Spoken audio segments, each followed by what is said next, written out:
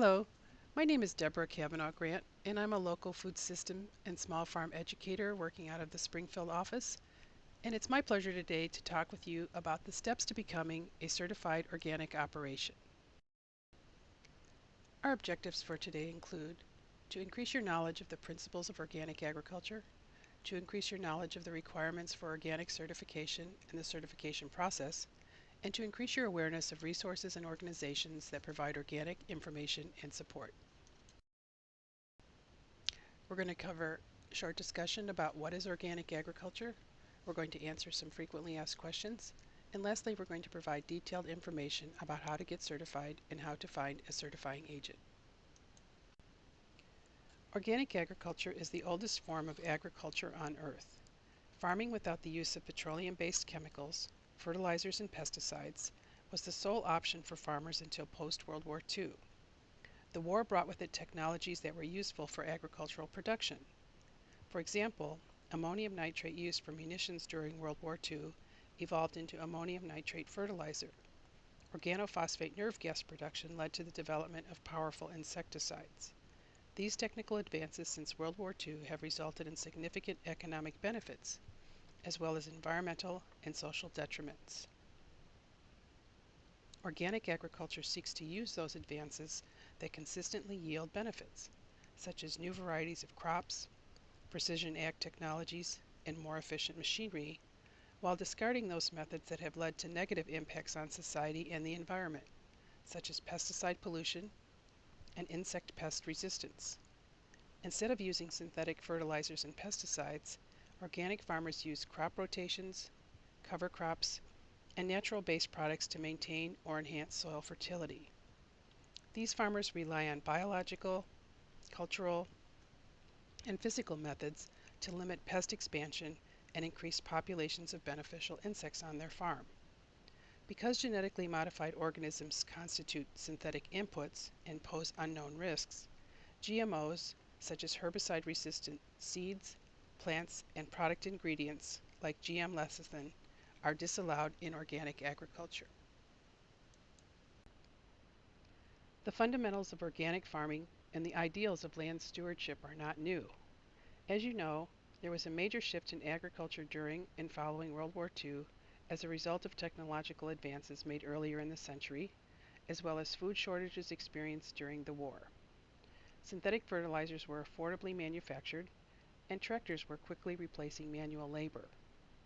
Some farmers saw the potential detriment of this industrialized farming and rejected the idea that this was advancement in agriculture. They began to study and develop methods that increased the long-term productivity of their farm system and practiced farming as stewards of the land. This type of farming came to be known as organic. The Organic Food Production Act authorized the Secretary of Agriculture to appoint a 15-member National Organic Standards Board called the NOSB. The NOSB has the sole authority granted through the Organic Food Production Act to recommend additions to the national list of allowed and prohibited substances. Further, the NOSB drafts recommendations based on needs of the industry with public and industry input. The board's main mission is to make recommendations about whether a substance should be allowed or prohibited in organic production or handling, to assist in the development of standards for substances to be used in organic production, and to advise the Secretary on other aspects of the Organic Food Production Act. Members come from all 4 regions of the United States. The first National Organic Standards Board was appointed by then Secretary Edward Madigan in January 1992. Members of the initial board served staggered terms of 3, 4, and 5 years. All subsequent board appointees serve 5-year terms. Per the Organic Food Production Act, the board must consist of 15 members, and these include 4 farmers or growers, 2 handlers or processors, 1 retailer, 3 environmentalists/resource conservationists, 3 consumer/public interest advocates, 1 scientist working in the area of toxicology, ecology, or biochemistry, and lastly, one USDA accredited certifying agent. And you can see here the definition of organic agriculture is defined by the NSOB. It is defined as an ecological production management system that promotes and enhances biodiversity, biological cycles, and soil biological activity. It is based on minimal use of off-farm inputs and on management practices that restore, maintain, or enhance ecological harmony. The primary goal of organic agriculture is to optimize the health and productivity of interdependent communities of soil life, plants, animals, and people. Is this what organic means? Simply stated, organic produce and other ingredients are grown without the use of pesticides, synthetic fertilizers, sewage sludge, genetically modified organisms, or ionizing radiation. Animals that produce meat, poultry, eggs, and dairy products do not take antibiotics or growth hormones. Organic farming is much more than what you cannot use. It is instead a proactive management system based on ecologically sound practices in concert with allowed inputs. Soil fertility is approached not only to feed the current year's crop, but to continuously build organic matter and improve soil tilth.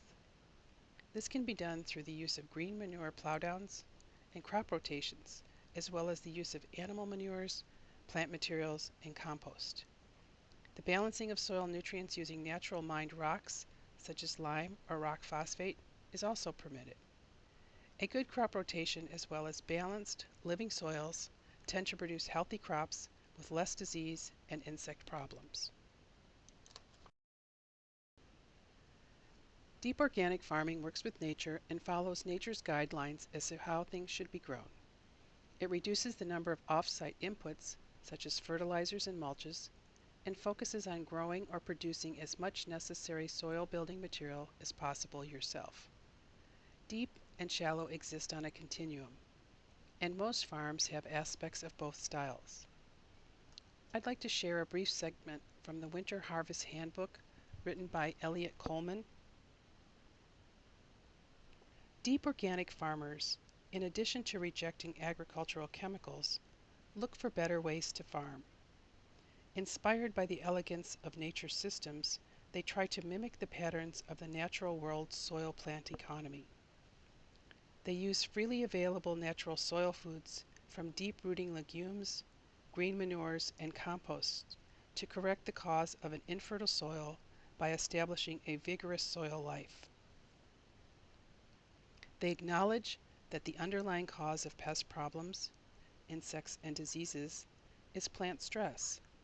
They know they can avoid pest problems by managing soil tilth, nutrient balance, organic matter content, water drainage, airflow, crop rotations, varietal selection, and other factors to reduce plant stress. In so doing, deep organic farmers free themselves from the need to purchase fertilizers and pest control products from the industrial supply network, the mercantile businesses that normally put profits in the pockets of middlemen and put family farms on the auction block.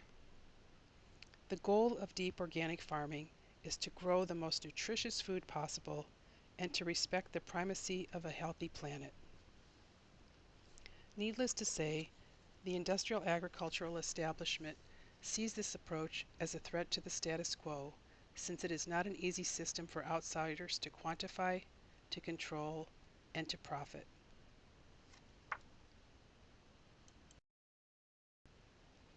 To legally use the word organic, growers must be approved by the government.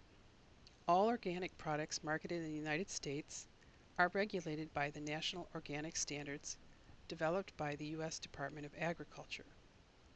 To obtain organic certification, growers must conform to strict standards and be certified by a private or state agency that is authorized by the USDA. Yet there are plenty of farmers that farm organically but have decided not to jump through the hoops set up by the government to reach organic certification. Do your customers demand organic certification, Or will they be satisfied with the Know Your Farmer, Know Your Food approach?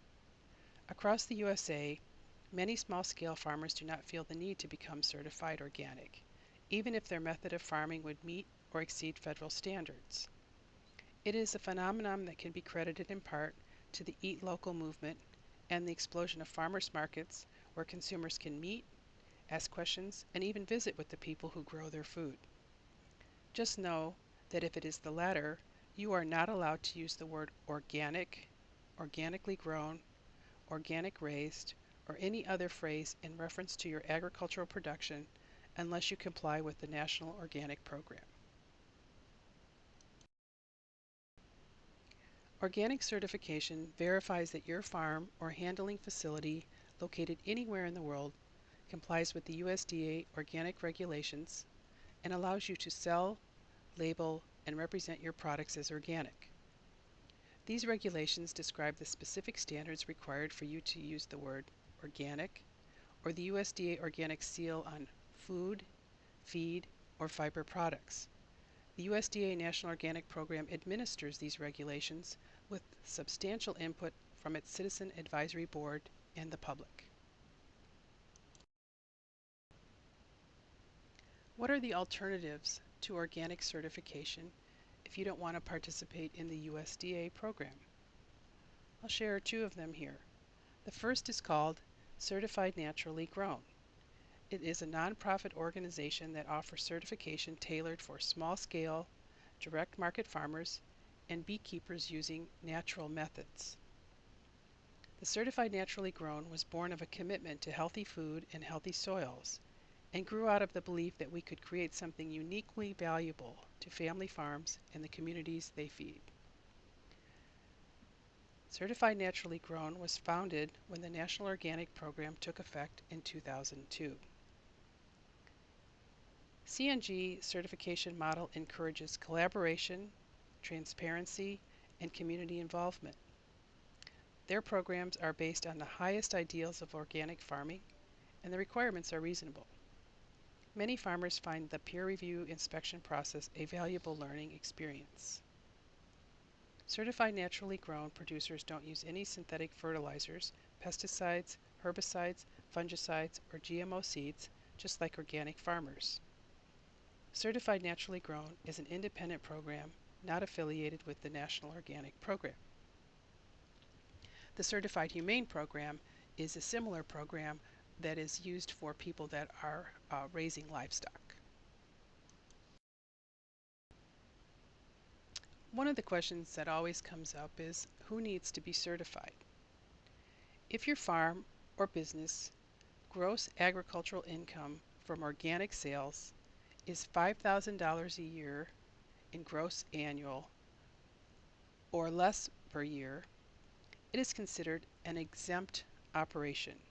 This means you don't need to be certified to sell, label, or represent your products as organic. You also do not need to develop a written organic system plan. However, you must follow all other requirements in the USDA organic regulations. Specifically, you must maintain records for at least 3 years, not use the USDA organic seal on your products or refer to them as certified organic. If you would like to use the USDA organic seal, you need to pursue organic certification. You need to meet other USDA organic labeling requirements, and you cannot sell your products as ingredients for use in someone else's certified organic product. The USDA organic regulations recognize 4 categories of organic products. The first one is crops. This is defined as a plant that is grown to be harvested as food, livestock feed, fiber, or used to add nutrients to the field. The second is livestock, animals that can be used for food or in the production of food, fiber, or feed. The third is processed products. These are items that have been handled and packaged, i.e. chopped carrots, or combined, processed, and packaged, i.e. soup. The fourth is wild crops. These are plants from a growing site that is not cultivated. Why is certification required? In the 1980s, there were multiple organizations in the United States offering certification to different and often conflicting organic standards. Coupled with fraud and resulting consumer mistrust, this landscape created a need for federal standards and oversight. The Organic Foods Production Act of 1990 established national standards for the production and handling of organic agricultural products. The Act authorized USDA to create the National Organic Program, which is responsible for developing and ensuring compliance with the USDA organic regulations. Consumers choose to purchase organic products with the expectation that they are grown, processed, and handled according to the USDA organic regulations. A high-quality regulatory program benefits organic farmers and processors by taking action against those who violate the law and thereby jeopardize consumer confidence in organic products. Who certifies farms or businesses? Your farm or handling facility may be certified by a private, foreign, or state entity that has been accredited by the USDA. These entities are called certifying agents and are located throughout the United States and around the world. Certifying agents are responsible for ensuring that USDA organic products meet all organic standards. Certification provides the consumer, whether end user or intermediate processor, assurance of the organic product's integrity. So how do I choose the right agency to work with me? There are many USDA accredited certification agencies that can certify your farm or enterprise as organic. Here are some questions you should ask the agencies and some things to ask neighboring farmers. These include, do you certify other farms or operations of my type? The agency should be familiar with your type of production so your certification goes smoothly. Do you certify other farms in my region? How do you charge for organic certification services? How quickly can you inspect and certify my farm once I have submitted my application? You need to ask other farmers in your region. Also, talk to buyers of organic commodities, especially the projected buyer for your crop. How do I choose a certifying agent? You may choose any of the USDA accredited certifying agents listed at the URL at the bottom of the page, www.ams.usda.gov/NOPACAS, which lists certifying agents by U.S. state and around the world. Each of these certifying agents is authorized to issue an equivalent organic certificate to operations that comply with the USDA organic regulations. When selecting a certifying agent, you may wish to consider the following criteria: the distance to your farm or business, the fee structure, accreditation to other standards, and additional services such as educational resources or member services. Additional tips from the Midwest Organic and Sustainable Education Institute on selecting a certifying agent are available at this URL at the bottom on the right. How do I get certified organic? To become certified, you must apply to a USDA accredited certifying agent. They will ask you for information, including a detailed description of the operation to be certified, a history of substances applied to the land during the previous 3 years, the organic products grown, raised, or processed, and a written organic system plan describing the practices and substances to be used. As previously mentioned, one of the requirements for certification includes that you develop a detailed description of the operation to be certified.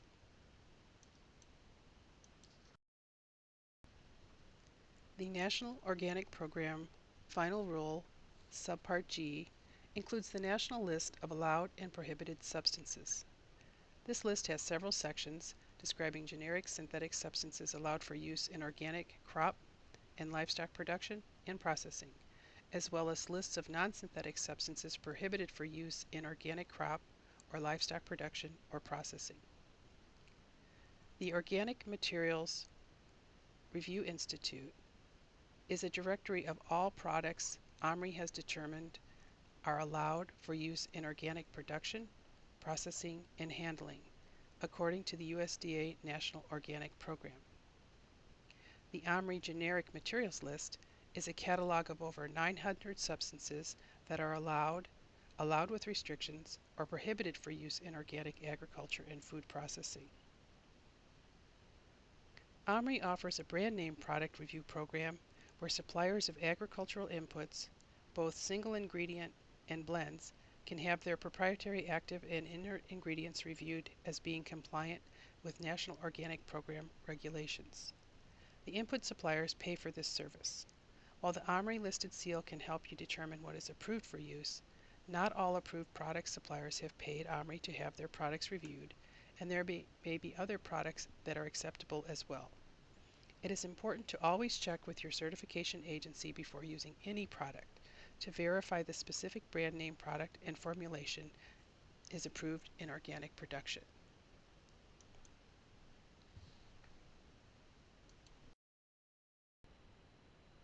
You will also need to provide the names of the organic products grown, raised, or processed.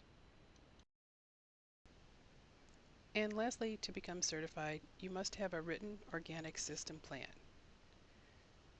A complete organic plan consists of one or more of the following elements as appropriate to your individual operation. These include an organic farm plan, an organic livestock plan, and/or an organic handling plan.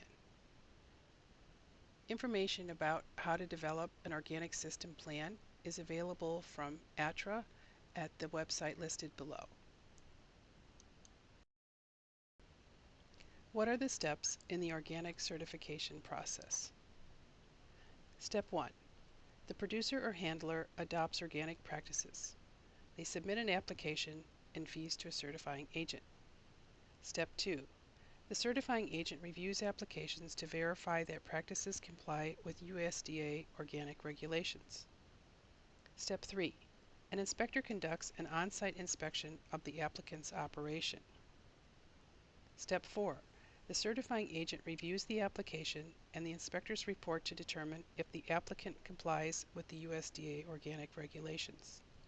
Step 5. The certifying agent issues an organic certificate. Certifying agents first review your written application in order to ensure that practices comply with organic regulations. They will also schedule a qualified inspector to visit your operation to verify that you are following your organic standard plan, maintaining appropriate records, and meeting all requirements of the USDA organic regulations. Afterward, the certifying agent reviews the inspector's report.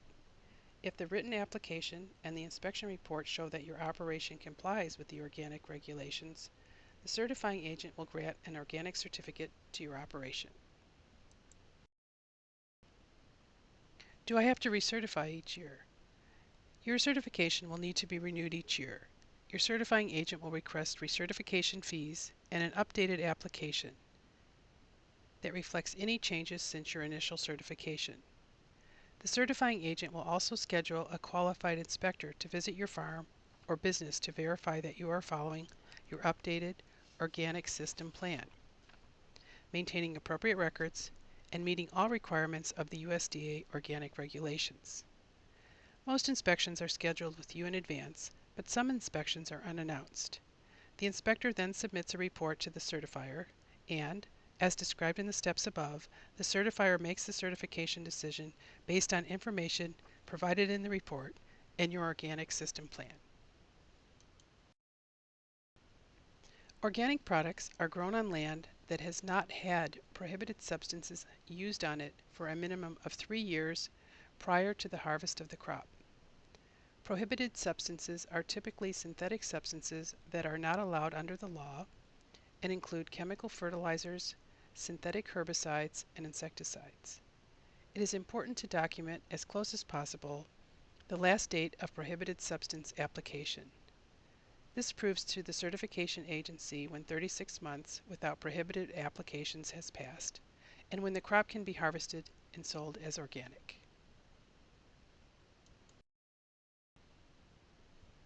Another common question is, How much does organic certification cost? Actual certification costs or fees vary depending on the certifying agent and the size, type, and complexity of your operation. Certification costs may range from a few hundred to several $1,000s. Before you apply, it is important to understand your certifier's fee structure and billing cycle. Typically, there is an application fee, an annual renewal fee, assessment on annual production or sales, and inspection fees. Once you are certified, the USDA Organic Certification Cost Share programs can reimburse you up to 75% of your certification costs. To learn more about this and other financial assistance programs, visit the website at the bottom of the page. Let's discuss an example of the costs associated with becoming certified using examples from the Ecocert ICO. From 2013 fee schedule shows there's an application fee of $350. There's an inspection fee of $400 plus, and this fee is based on the amount agreed upon between the ICO and the inspector. There's a certification fee. This is based on the number of acres, so it can range from anywhere from $215 to $1,350. Ecocert ICO does not charge fees based on your sales. eOrganic, the web community for organic agriculture. eOrganic is an e-extension community of practice and is the community workspace for organic and sustainable agriculture. eOrganic is funded by CSREES Integrated Organic Program and e-extension, with management provided for several years by Oregon State University's Department of Horticulture. Dr. Alex Stone served as the community of practice leader of eOrganic since its inception in 2007. Starting of January 1st this year, Dr. Fabian Minald, an associate professor in weed ecology and management at Montana State University, assumed the role of eOrganic Community of Practice Leader. In Illinois, Dr. Michelle Wander and Deborah Kavanaugh Grant served on the initial planning committee for eOrganic. Deborah served on the eOrganic Administrative Committee until 2011. Michelle continues to serve. An aside, at the 2006 EcoFarm Conference, Michelle said, quote, "We should do an organic e-extension site."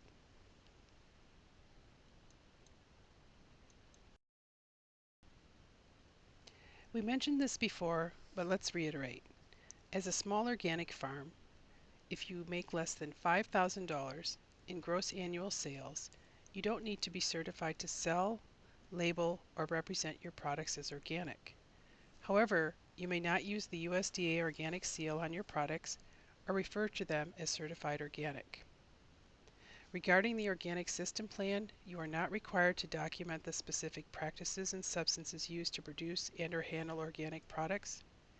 And other than these two items, you must follow all other requirements in the USDA organic regulations. You must follow these requirements, including maintaining records for 3 years, not using the USDA organic seal or referring to them as certified organic, and not selling your products as ingredients for use in someone else's certified organic products. Now I'd like to share with you some resources that I think might be of interest. The first is called Good Growing: Why Organic Farming Works. This book is written by Dr. Leslie Durham, who's a professor at Southern Illinois University in Carbondale. The second is a link to the USDA National Organic Program. It has a lot of great resources there.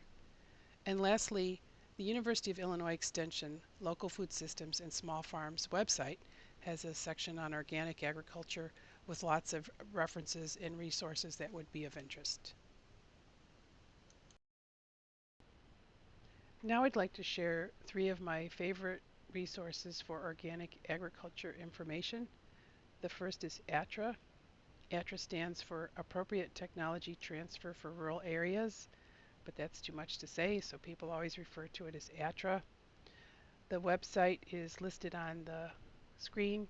They have some excellent resources. They offer a list of over 200 publications on a wide array of organic topics.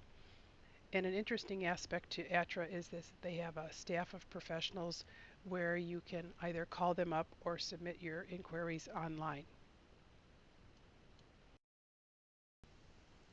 My second favorite resource is MOSES, the Midwest Organic Sustainable Education Service.